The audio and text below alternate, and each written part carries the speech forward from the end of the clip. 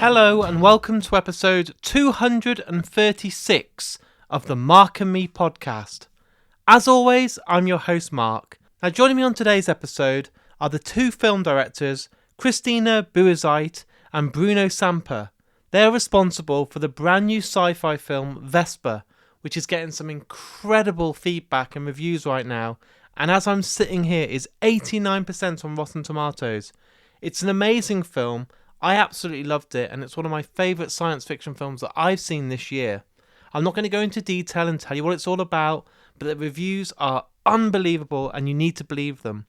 For the budget that this film is made on, you'll be absolutely blown away. The performances are amazing, and I truly believe that these two directors are ones to watch. And that's what happens on Mark and Me. I might get the big names, the big huge directors, the film stars, but also I like to give you people that are going to be the next big thing. And my money is truly on Christina and Bruno. They're amazing at what they do, and honestly, the future's going to be huge. And that interview will be coming up in just a couple of moments' time. But I always like to use the intro to talk about my last episode. I was joined by the frontman from the band Asylums, Luke Branch. This was a great interview. It got quite deep, it got quite heavy, and I really appreciated Luke's honesty and how much he trusted in me on this podcast. Again, the response was great. I've seen people go and check this band out now from this episode, and that for me is the biggest pat on the back that I can get. But today, it's all about the film Vesper. If you haven't seen it, go and rent it now. You can do it on stuff like Amazon Prime, Apple TV, Google Play, all the ways that you get these films, but you will not regret it. So here's my interview right now with Christina and Bruno talking all things Vesper. So Bruno and Christina, thank you so much for joining me today on the Mark and Me podcast. Thank you to inviting us. What I like to do is get an idea of what made you fall in love with films. So maybe Christina, can you tell me when you were growing up, what was the first films you saw that made you fall in love with cinema? Oh, it was probably animation, Russian animation. I think every children fall in love with the first animation movies that after they hunt through dreams and inspire for games and everything. So yes, now it was. I could remember this was my first meeting and first inspiration. And later, of course, it was not as a child, but already as a student. I somehow got more and more drawn to the movies and more inspired. Amazing. And what about Bruno? Was it like that for you, or did you want sort of horror or sci-fi? What are the sort of films you really loved as a kid? I could say the first movie who really marked me as a kid. It's my parents bring me to theater to see Orca. Orca, I don't know if was it like a killer whale? Yes, exactly. Yes, yeah. Exactly. And I think this movie doesn't have the love it deserves. You know, at the time it was took like a ripoff of Jaws, with not, absolutely not. He has his own personality, and it's very, very beautiful, sad, melancholic movie, very deep. About revenge, about our relationship to the nature, about all this thematic. And I saw this movie. My parents bring me. I was like five or six. So it really marked me because it's really shocking. There was a scene when there was the mother whale then lost her baby. The fetus fall on the bridge of the boat like that. Was very, very gory in some way. And there was a scene also with killer whale eat the legs of one of the fisher, and as a revenge. So yeah, it was very hard and very violent, but in the same time, yes, very, very sad. And you get empathy for. It was very strong because you get empathy for each character. It's really not simplistic. You don't have the bad and the good, and each have their reason. And to create empathy for an orca, for a killer whale, yeah, it was very strong. And Christina, was it that you wanted to be involved in the film industry at a young age, or was it later on? Was it? I know you did stuff like ABCs of Death, Vanishing Waves, and short films and writing. But when was it that you knew you wanted to actually get involved with maybe writing or directing or being involved in the movie industry? It's a bit strange story because when I was growing and when I was teen, I was very interested in theater, and I was doing theater myself, and also little directing things and writing little stories, poetry. So I was like creatively involved in different things, but I never saw myself in movies. In movie industry, I was always imagining I will direct theater pieces, and I came to movies by accident, and. Because at that year there was no nobody collected in Lithuania Theater Academy, nobody collected new course, and that's why I went to film and TV course, and then I just fell in love. And the more I was studying, the more I started to do things, to play with the camera and actors and directing and stars. It was such new world for me that totally put me inside and didn't let. Until this day, I mean, I am still in love with this industry. And was it similar for you, Bruno, or was it a bit of a different route for you? I mean, I since I'm a kid, I'm really a movie lover. I mean, I was going.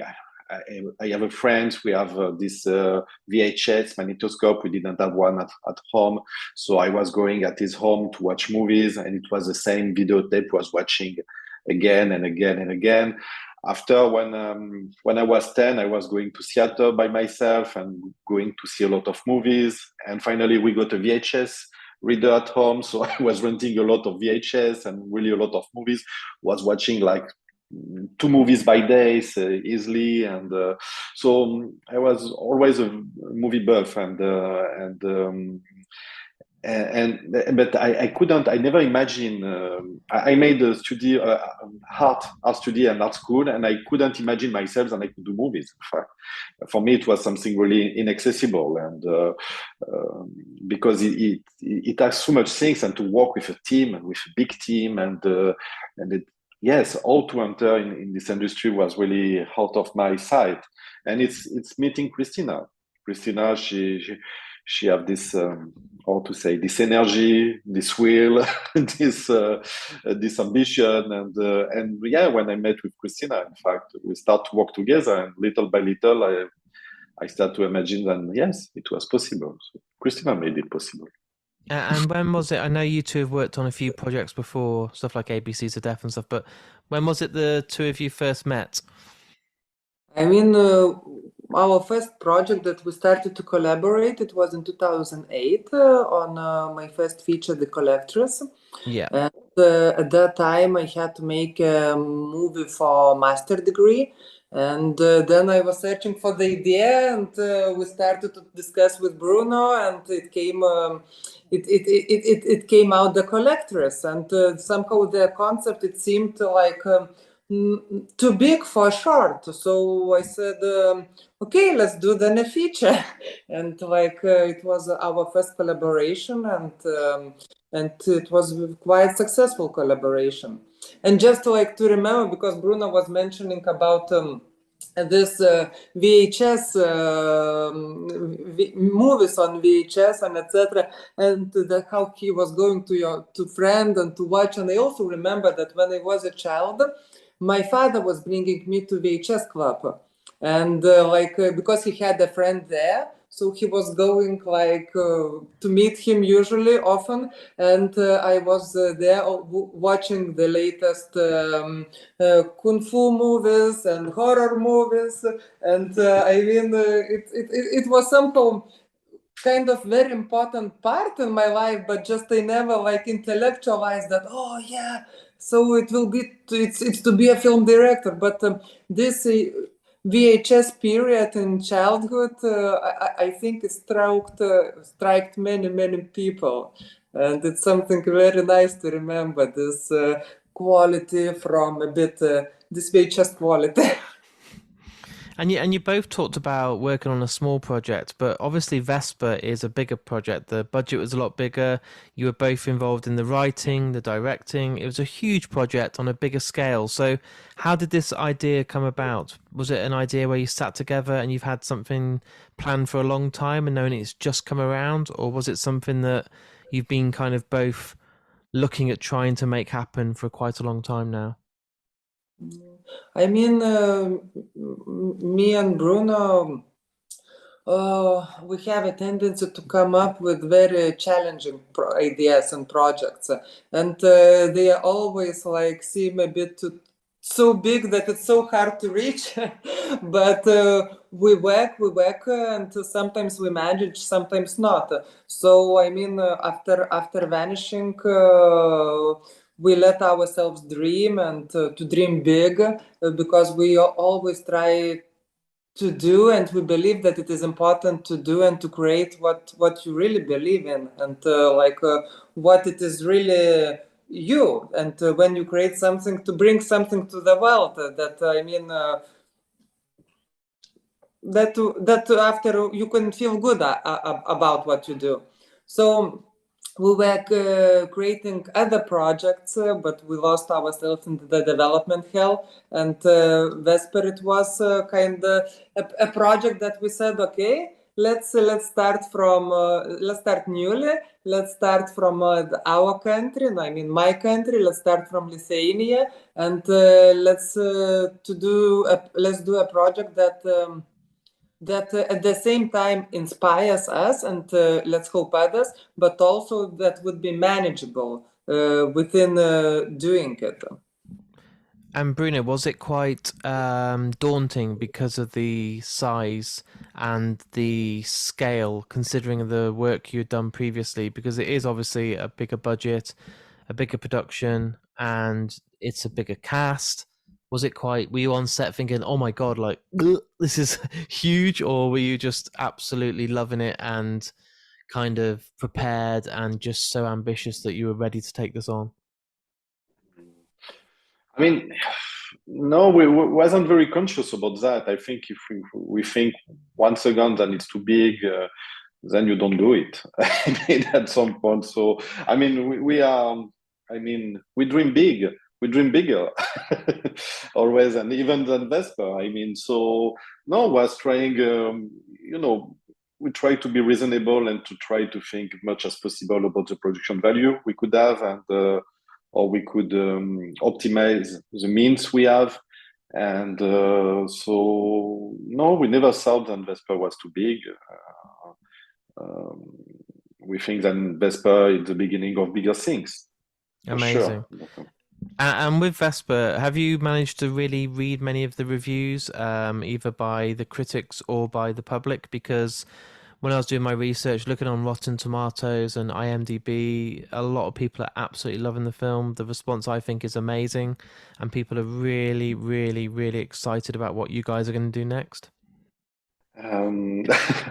Yeah, for the next, I mean, for Vesper, we use on purpose a very simple story. It was really a goal for us to make the story as most clear and simple, and to touch something very universal, like the fairy tale. Fairy tale are very simple because, in fact, what they do, they transmit message, not in preaching way, but in entertaining way also. And the message are very important, and they are the heart of the story. And this is what we wanted. And we wanted also the simplicity because we wanted to set up a world building and a world universe, in fact. And it's very hard, in fact, to set up a universe in the same time with very complex story. To manage both, usually you ask too much to the audience, and you lose them. So yes, for us it was important to set up this universe and this thematic. And for us, it's really the beginning. I mean, not necessarily in terms of sequel of Vesper, than what we love to do, but also to continue in this what we call the biofantasy, this kind of aspect of science fiction, integrate really the organicity, the organic, think about these biotechnologies and then the next big things in terms of technology and evolution also of the civilization. So it's really something we would like to continue to explore, and so we are working on that actually. And Christina, when you were on set and you were filming and directing and being involved in this, what was the biggest lesson that you learned? Was it something that you would do differently next time, or something that you may have kind of not anticipated? Was there something that you really learned on set that you could give advice to others to do? I mean, yeah, when you work within a group, so you always learn, and probably it is for director. I think it's like to find this how to say, a good path between following your own way and also listening and opening to the others and letting others to co-create, because the movie is a co-creation process, and where each team member and actors are co-creating.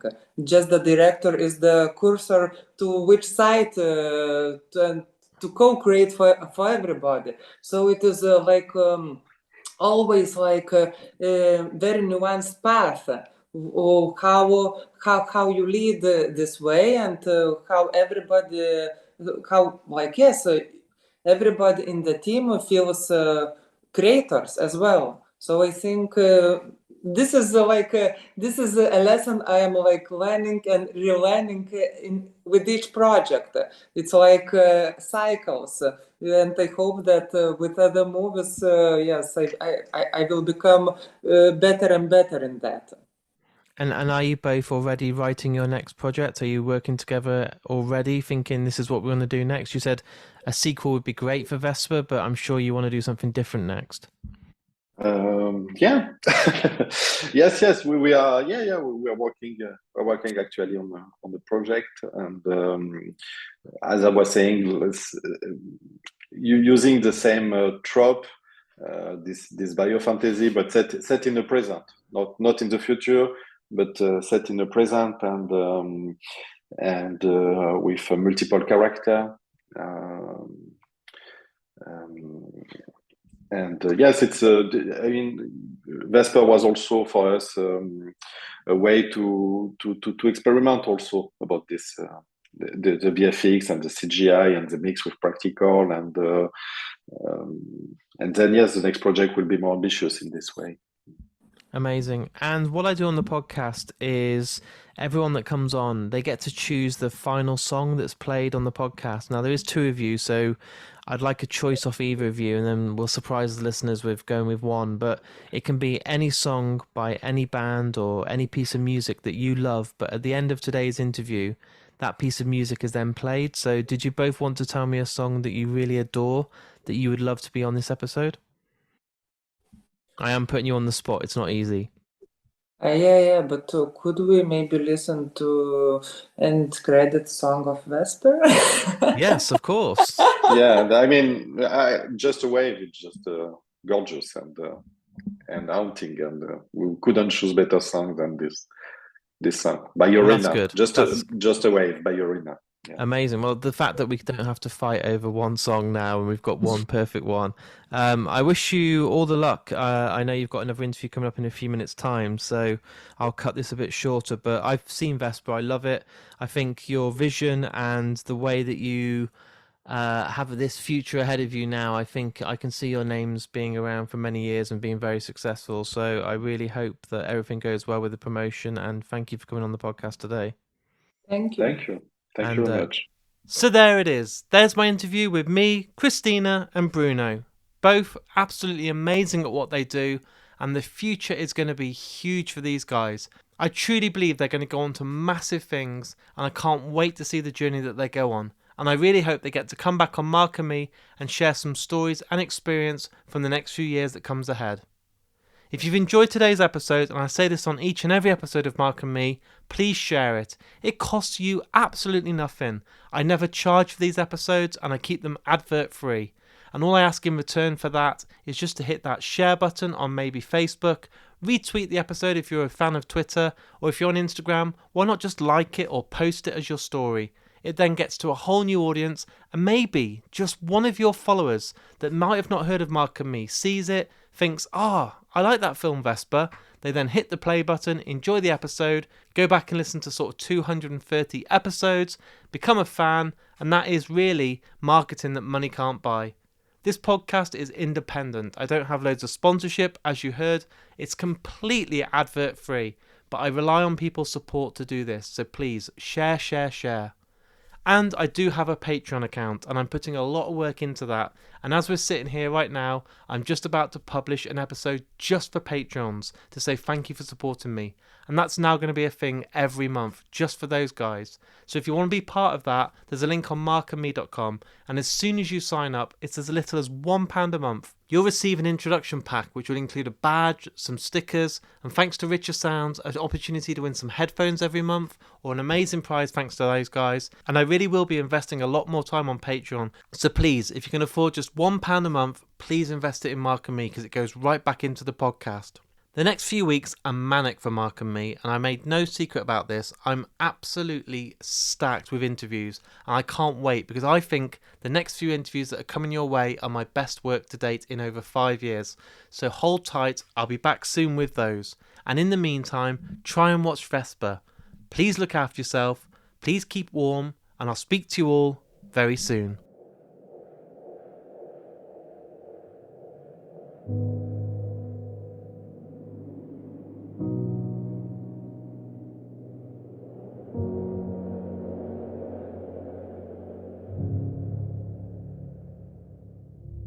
Rain is falling on the floor, but the flowers do not grow. The field is hard and empty.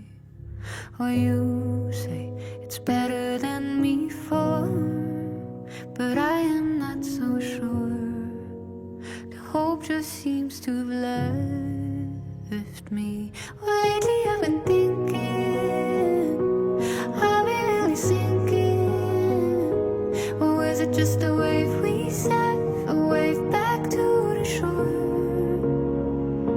Well, lately I've been dreaming, no, we're not really sinking, 'cause this is just a wave we set, a wave back to the shore.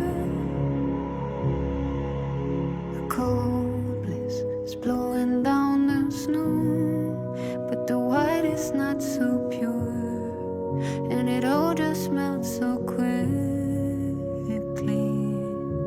Well, you say it's better than before, but I feel insecure. The hope has truly left me. Well, lately I've been thinking, are we really sinking? Or is it just a wave we set,